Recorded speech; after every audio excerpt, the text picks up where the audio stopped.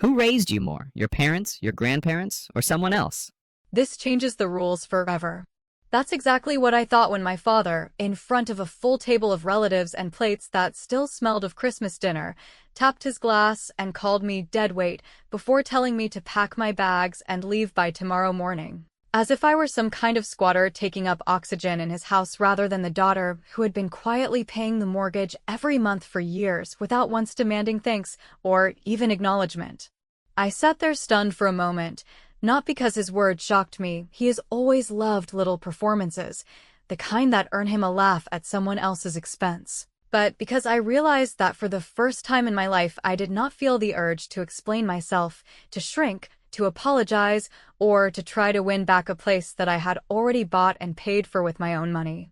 So I folded my napkin slowly, placed it beside the plate, looked him in the eye, and said in a voice steady enough to make the room go silent that I had already canceled the payments that kept the roof over their heads. The silence was the kind that does not end quickly. Forks froze midair, my brother Tyler blinked like he had misheard, and my stepmother Carol pressed her lips together so tightly I thought she might crack a tooth. My father laughed, the way he always does when he is cornered, and tried to brush it off as one of my dramatic outbursts, but I didn't give him the escape he wanted. I told him clearly, right there in front of everyone, that the auto draft he was so sure came from his account had been pulling from mine for the better part of 3 years.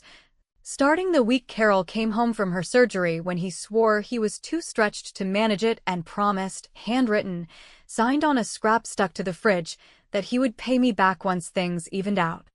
When I said I had the bank confirmations, the photo of that note, and a binder full of receipts in the trunk of my car, the room shifted. Tyler muttered that I loved attention, but I cut him off by asking how many mortgage payments he had ever covered. He looked down. Carol whispered my name like she wanted me to stop, but I didn't, because for once the truth was not going to stay locked in my bank app.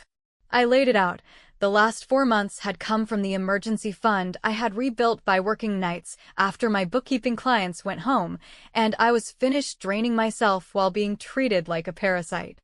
My father demanded my laptop so he could undo whatever I had done, but I told him calmly that the bank would need his card or his account now because mine was gone, the auto pay was closed, and the next payment would not appear unless he handled it like an adult. He spat out that I was threatening my own mother. I told him not to drag Carol into this, because I had done all of this for her, so she could recover without collection calls and eviction threats. And if he wanted to frame it as cruelty, he should remember whose signature sat under every deposit slip I had printed. The night ended in fragments. Plates scraped. Dishes clattered. Carol asked me quietly to stay the night, not because she doubted me, but because she knew Frank well enough to fear his anger when the spotlight faded. I agreed, but only on the condition that any talk in the morning would be based on honesty, not gaslighting. I packed a small bag and, more importantly, I moved my files into my car because I heard him the first time, "Pack your bags tomorrow." I wasn't sure whether he meant it as theater or command, but either way I wasn't going to be caught unprepared. That night I lay in the spare room staring at the ceiling, playing the question in my head over and over. When a daughter who has kept a roof over her parents' heads decides she's finished, is she cruel, or is she finally letting adults carry their own weight? And that is where the hook caught me hardest, because for the first time I realized the answer didn't actually matter. What mattered was that my name was on those payments, and I had finally spoken that fact aloud in front of the one man who had always counted on me staying silent. The next morning promised the real showdown, not over mashed potatoes and ham, but with the bank, the documents, and whoever was brave enough to face the truth without hiding behind family excuses. The thing that kept me awake was not whether Frank would rage or deny, but what would happen when he finally heard from the bank itself who had been holding the power all along. And that, I swear to you, is when I realized the game we had been playing for years ended the moment I folded that napkin. Will Frank call the bank on Monday? And if he does, what exactly will he learn when someone other than me confirms who has really been paying for the roof above his head? By the time Monday arrived, the battle lines were not drawn in quiet conversations inside our house, but in the phone calls and whispers spreading through the community. because instead of facing me directly, my father decided to enlist allies, dialing relatives, church leaders, and anyone who might lend him authority, painting a picture where I was the ungrateful daughter who had snapped during Christmas dinner, where I had chosen humiliation over harmony, and where my refusal to continue making mortgage payments was framed not as the end of a long and invisible sacrifice, but as a selfish rebellion against family duty, and I knew exactly what he was doing because for as long as I can remember, Frank has believed that controlling the narrative is more important than confronting the facts. By noon, my phone was buzzing with calls and texts that all sounded the same, though dressed in different tones of sympathy or sternness. "Sweetie, can't you just help your parents this 1 month?" Or, "Family is messy, but forgiveness is the bigger move," or, "Honey, don't ruin the holidays over money," each one dripping with the assumption that the version of the story already circulating was the true one and that I was too emotional, too difficult, or too hard-headed to see reason. The irony was not lost on me that these people, who had never once asked whether I was all right when I was juggling clients, covering bills, and spending nights balancing ledgers so the house wouldn't fall apart,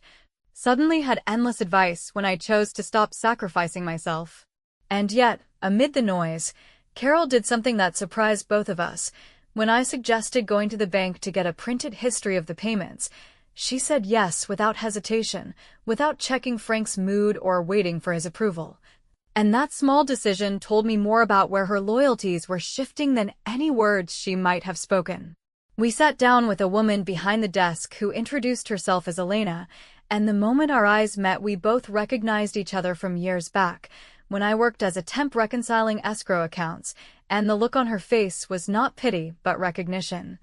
The kind that says, "I know what you have been doing all along."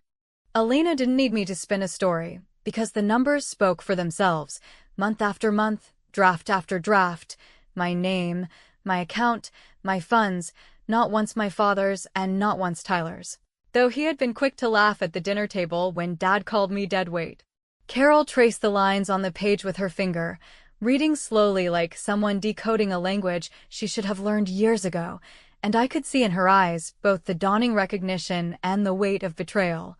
Because she had trusted Frank to protect her during recovery, not to gamble with the roof over her head while relying on his daughter to carry the hidden burden. When Frank stormed in late, his voice booming through the lobby loud enough for strangers to stare, he immediately accused Elena of bias, claiming she was my friend and therefore part of some grand conspiracy to embarrass him.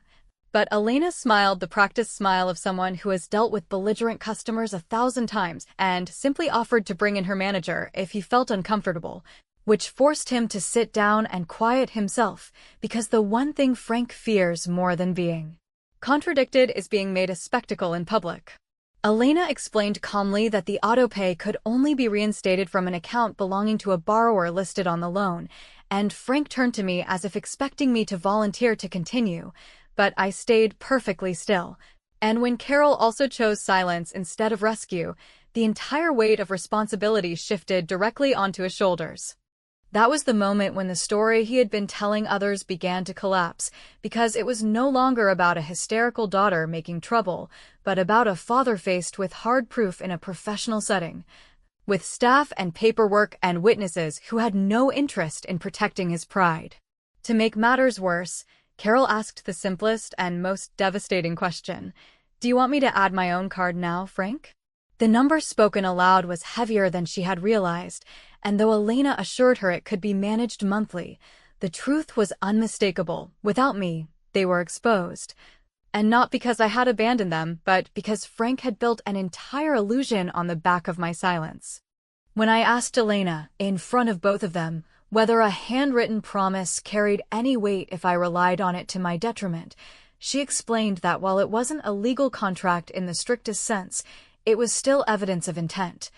especially if I could show consistent behavior following that promise. Frank scoffed, but Carol closed her eyes, because she knew that note existed, and she knew my folder of receipts was not an empty threat. Pastor Jim called in that very moment, his name flashing on Frank's phone with a smiling photo from a summer picnic, and Frank declined the call because even he understood that no verse could rescue him from the raw math in front of him. The part that neither of them expected was what Elena revealed to me quietly as we left. There was another name tied to the refinance as cosigner, someone whose credit had been used to secure the loan during those desperate months. And here is where the script flipped, because it wasn't Tyler, as everyone assumed, the golden son who never carried weight but always had excuses. It was Carol, the very person who had trusted Frank most, whose credit was now on the line every time a payment was late, every time a story was spun, every time silence was expected.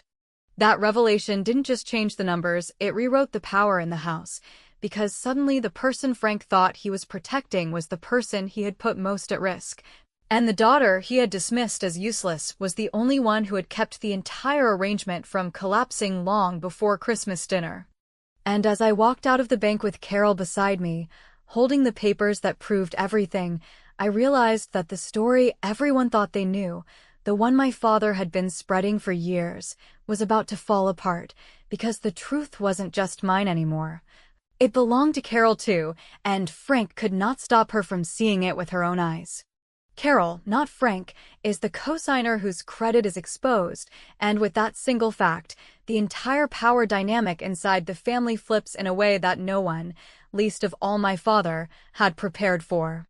I have learned that the loudest people in a family argument often count on everyone else to hate paperwork, because as long as the room is ruled by volume and shame, no one flips through the pages where the numbers live, and that is exactly why.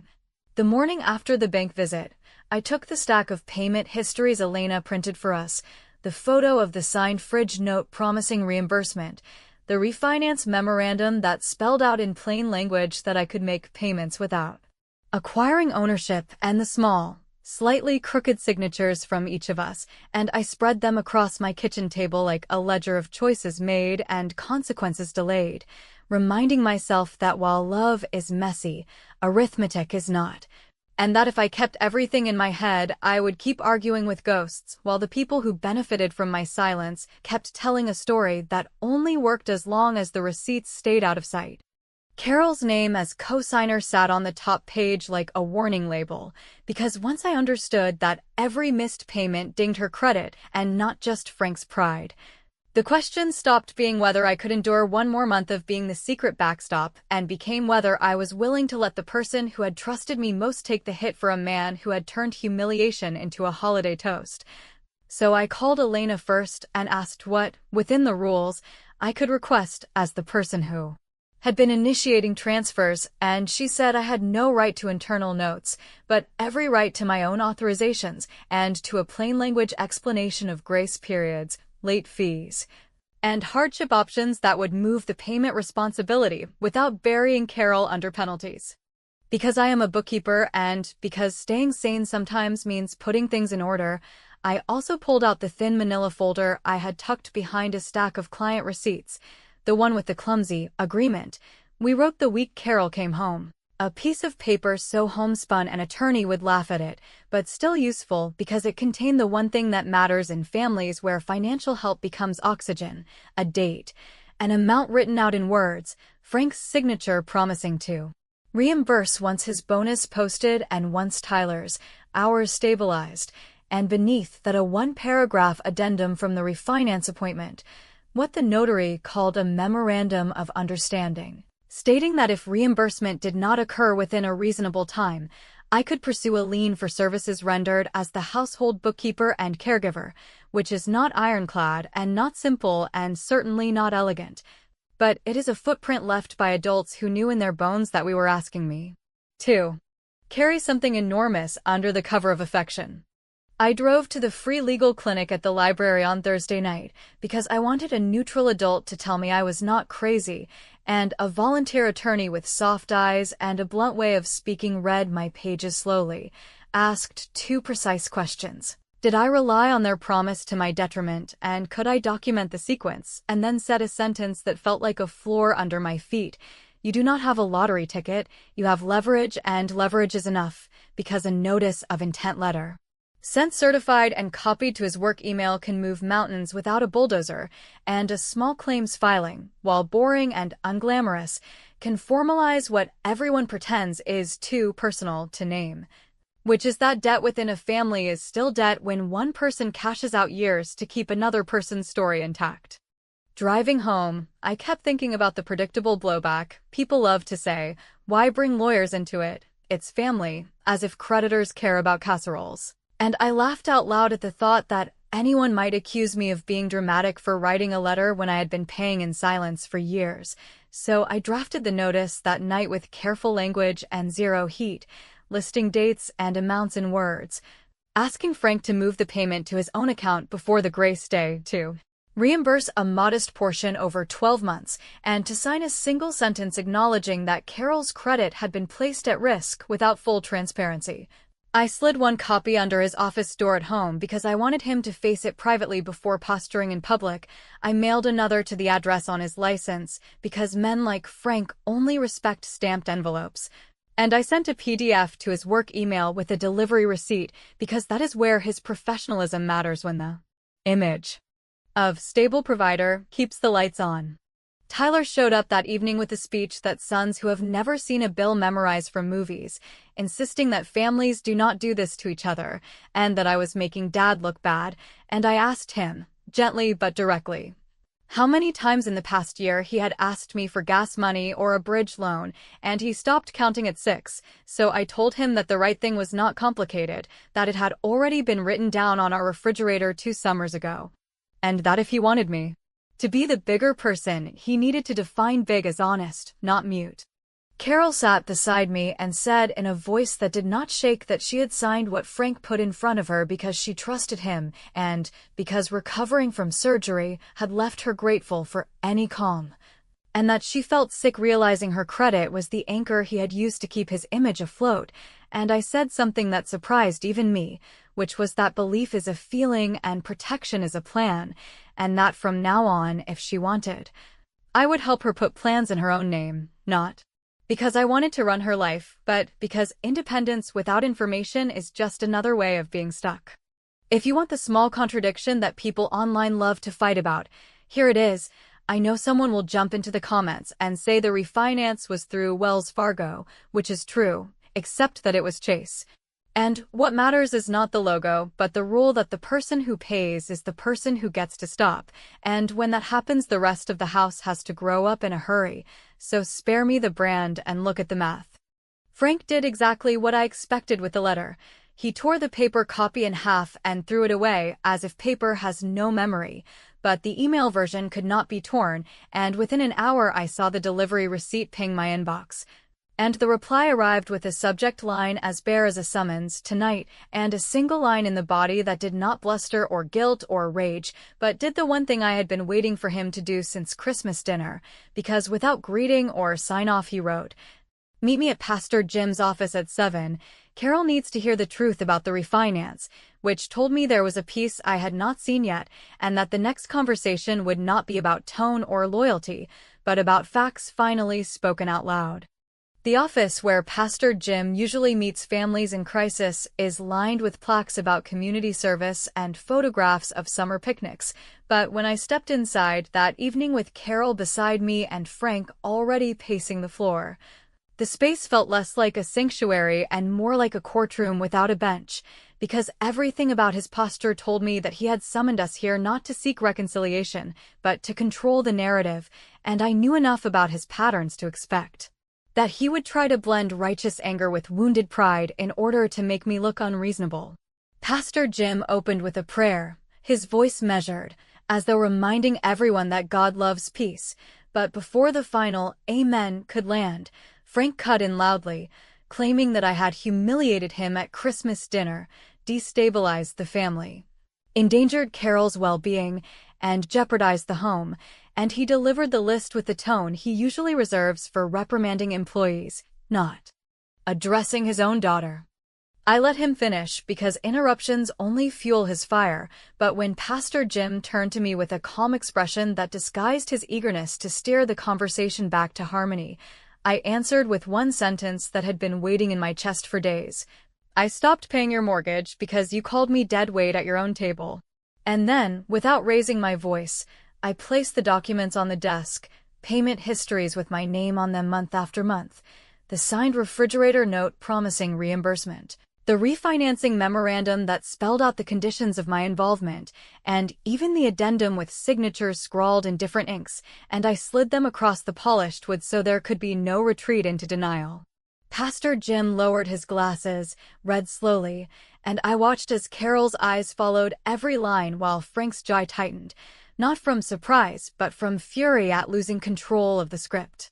He tried to reframe the documents as informal, saying the memo was not legally binding and that the fridge note was nothing more than a casual family agreement, but Pastor Jim, who may not be a lawyer but has spent decades listening to people unravel their own contradictions, asked him directly why he had not disclosed to the church board that the Family Benevolence Fund had covered 2 separate months, even while I was the one making the other payments, and that single question struck Carol harder than anything else because she turned to Frank with disbelief written across her face, realizing for the first time that he had asked the church for charity while allowing me to empty my own account in silence. He scrambled for an explanation, calling it a temporary bridge, but Pastor Jim asked the obvious follow-up, a bridge to where? And silence filled the room because Frank had no destination to point toward. The real collapse came when Frank, under pressure, admitted that to push the refinance through underwriting he had relied on Carol's credit as the stronger foundation, and he had supplemented the paperwork with Tyler's anticipated income from a contracting job that never materialized, which meant he had not only concealed the fact that Carol was the true anchor holding the loan but had also gambled on Tyler's unreliable promises to convince a bank officer, and now, with late payments looming, the structure of his deception was about to fold. Carol sat very still, her hands clasped in her lap, but her voice when she spoke was sharper than I had ever heard. You told me my credit was barely touched, that you were carrying us, and all this time it was Lauren, and my name, and your pride. The weight of those words stripped away the last bit of his defense.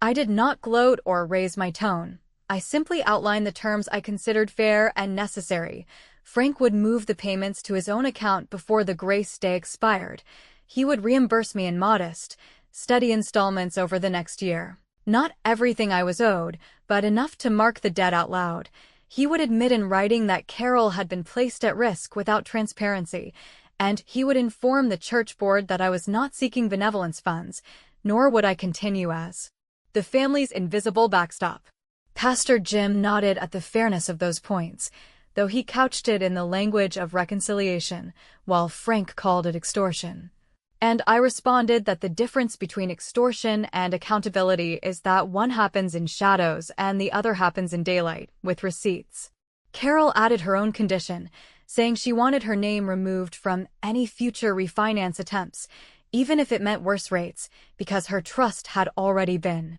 exhausted.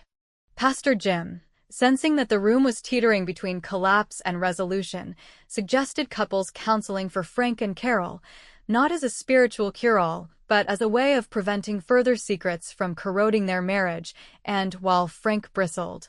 he eventually realized he had no ground left to resist, because the documents and the witnesses and the signatures had boxed him in. He signed the repayment plan. He signed the apology to Carol, just one sentence, acknowledging that he had placed her credit at risk without full disclosure, and he signed the statement that payments would now be his responsibility. Each stroke of his pen looked reluctant, but the ink was there, and for once, the evidence matched the reality instead of the story he loved to tell.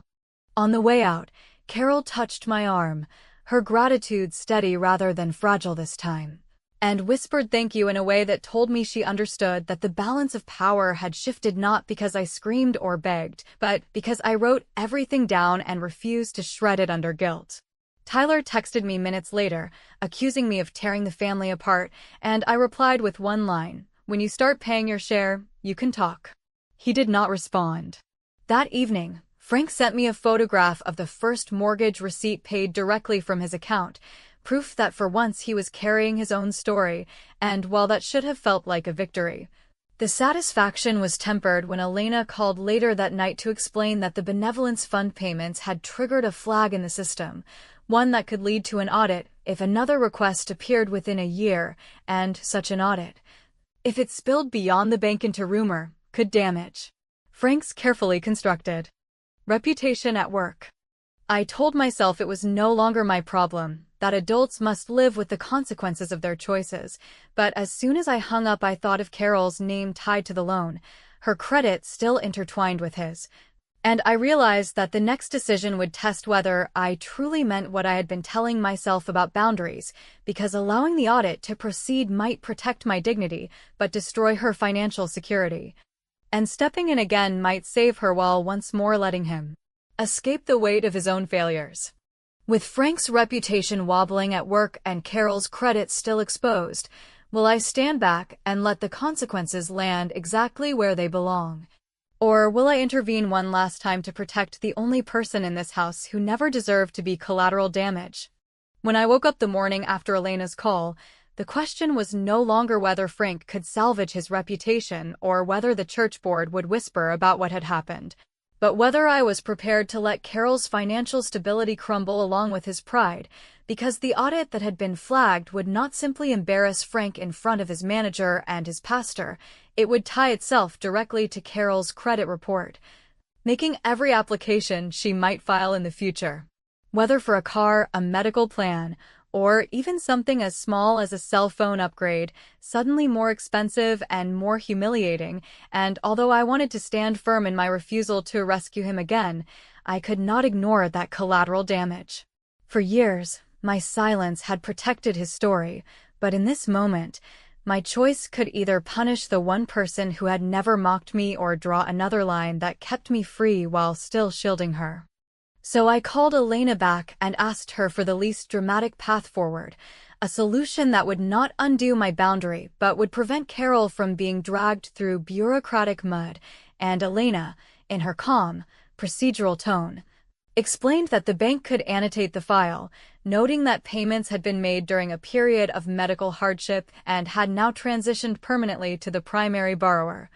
which would remove the appearance of deception and replace it with language that fit reality, though she made clear that this would not erase the history or absolve anyone of responsibility. It would simply reframe the story so that the institution would not treat it as fraud. That distinction mattered to me, because I was not interested in erasing anything, only in clarifying, the same way I had done at the pastor's office when I laid out the receipts without flinching. I drafted the letter she requested, and it read less like a daughter's plea and more like a fiscal year closing report, line items of every month I had paid since Carol's surgery, the amounts spelled out in words, the date of the transition to Frank's account, and a closing sentence that I typed, deleted, and retyped until the wording felt precise. This letter confirms that no future payments will be made by Lauren. When I sent it, I did not feel like I was crawling back into the role of rescuer. I felt like I was signing off as treasurer of a household where my services had been conscripted without acknowledgement. And Elena confirmed 2 days later that the annotation had satisfied the review committee, meaning the audit would not proceed and Carol's credit would not carry another scar. But stopping the audit was only one piece of the closure I needed. I took the total amount I had paid across those years, subtracted the portion I knew I would never see again because it was the price of lessons learned, and set a number that felt like both a statement and a boundary. I told Frank that he could meet this number in monthly installments over the next year or face a small claims filing in the spring, not because I craved confrontation, but because accountability without consequence is just another version of enabling. Predictably, he called me cold, heartless, a person who cared more about dollars than family bonds, and I answered without heat that love and money are not opposites when the roof is funded by one person's sacrifice, and that calling me dead weight had forfeited his right to silence my side of the ledger. At the same time, I was rearranging my own life in ways that had nothing to do with Frank's choices. I signed a lease on a modest apartment with neighbors who waved, but did not pry. I shifted my health insurance through the marketplace so I would no longer be tied to Carol's address. And I expanded my client list so that the income one earned would no longer vanish into a house where I was treated as a burden. The boxes I had packed into my car on Christmas night became the first furniture in a space that belonged entirely to me, and though it was quiet and unadorned, it carried the unmistakable weight of autonomy. Tyler tried one last time to fold me back into the old patterns, asking whether I would keep a spare key just in case, and when I told him no, that emergencies were handled by dialing 911, he accused me of being dramatic. To which I replied that calling the proper authorities in a crisis is the definition of adulthood, not drama. He left without hugging me, and I did not chase him, because part of being done is refusing to barter for gestures that mean nothing when the math never changes. Pastor Jim reached out as well, telling me that several women in the congregation wanted to talk with me, women who had carried invisible financial burdens in their families while being told that silence was holy, and I agreed to meet them. Not because I sought validation, but because speaking the truth aloud can be contagious, and if my story allowed others to draft boundaries in their own language, I will not pay in secret, I will not be insulted in houses I fund, then something good would come of years that had felt wasted. Frank did make the first 2 payments under the agreement, though his text messages dripped with resentment, and the third one was late until I reminded him by text that due dates do not shift with moods, after which he paid that night, angry but compliant. Carol called me later to tell me that she had opened a bank account in her own name, one that Frank could not touch, and the way she emphasized the word own nearly brought me to tears, because for her, ownership of a simple checking account was a revolution. She asked me to come for coffee, and I said yes, but added that I would come only for coffee, not to untangle bills or excuses, and she laughed softly, saying she understood. I will not pretend that this story ends with Frank broken, humbled, or transformed, because life rarely gives us that kind of neat finale. Instead, it ends with receipts filed in folders, signatures recorded on repayment agreements, a modest apartment that belongs to me, and a daughter who learned that sometimes the only way to force truth into daylight is to cancel the payments and watch who panics. If you are wondering whether I regret it, whether there is guilt in my chest when I think of the roof that nearly collapsed, the answer is simple: no, because the collapse was never mine to prevent, it was mine to fund, and I chose to stop. And so when the 4th payment came due, I did not sit by the phone waiting for an excuse or a plea. I laid the envelope containing the agreement on my kitchen counter, poured myself a cup of coffee, and when the doorbell rang, it was not Frank standing there with his temper or Carol with her gratitude, but Tyler, holding a paycheck stub in his hand and asking whether I would help him build a plan, which told me that perhaps, in the rubble of pride and silence,